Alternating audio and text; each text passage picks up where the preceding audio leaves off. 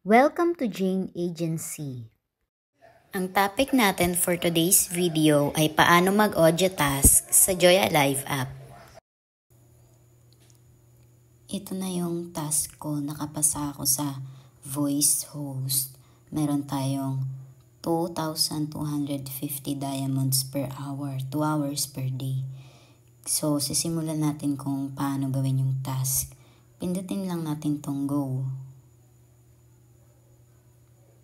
Pagkapindot ng go, pili lang kayo ng room tag kung chatting, make friends, dancing, tapos title.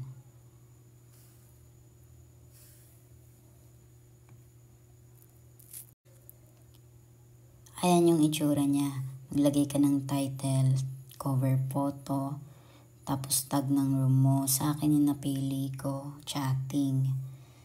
Change the room background. Pwede mong palitan yung background ng room mo. Tapos, pindutin na natin yung launch the party.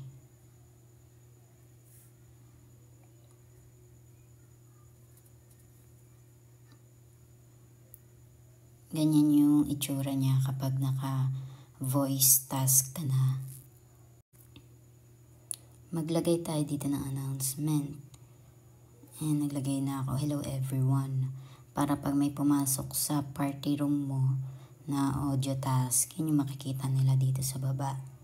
Ito naman yung ranking ng mga girls. May rewards kang makukuha dyan kapag nandyan ka sa rank. Ito naman yung mga nagbibigay ng gift sa live mo. Bago tayo mag-start, pindutin natin tong 1. Tapos, on mic. Para umandar oras natin, kailangan nakaupo tayo dyan sa seats. Itong sa gilid, dito nyo makikita kung natapos nyo na yung task nyo. May lalabas ditong receive 2,250 diamonds.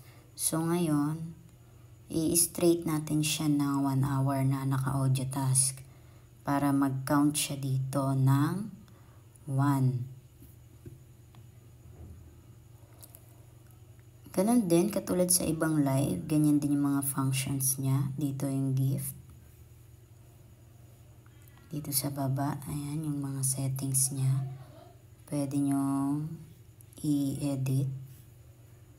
Background ng room nyo, blacklist, kung may gusto kayong i-block. Tapos admin, kung gusto nyo maglagay ng admin sa party nyo. Ayan, free mic, pwede nyo i-off. Pero i-on natin.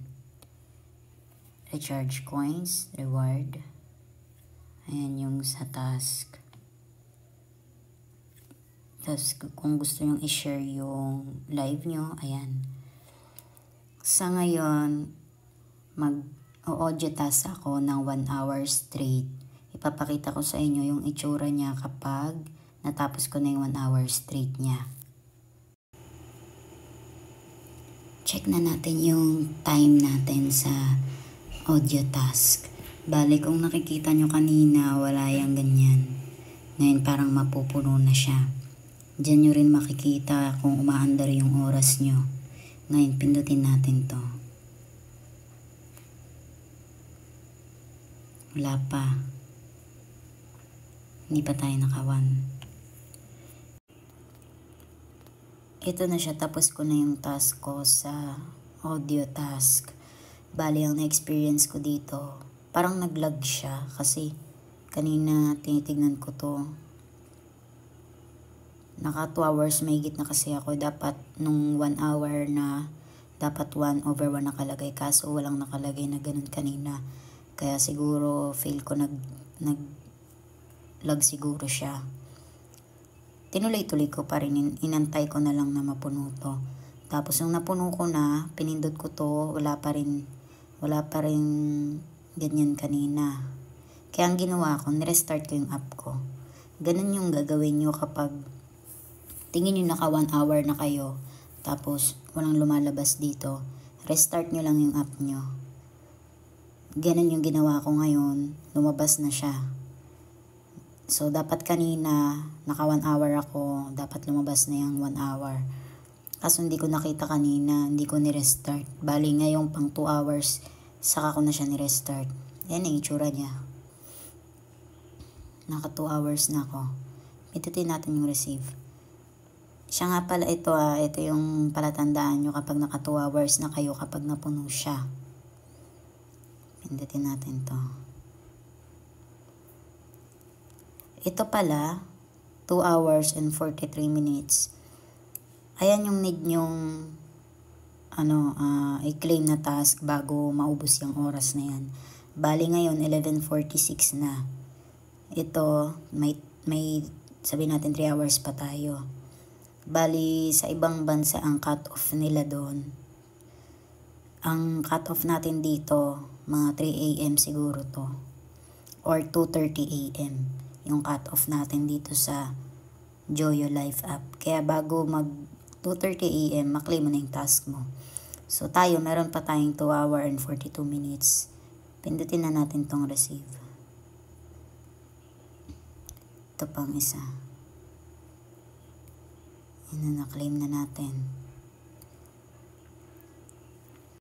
Hanapin sa FB itong page na Jane Agency PH at mag-message para masend yung link ng app.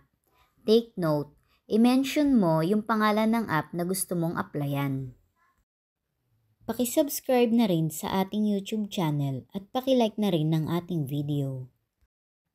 Paki-follow na rin sa ating TikTok account. Paki-like na rin sa ating Facebook page. Maraming salamat.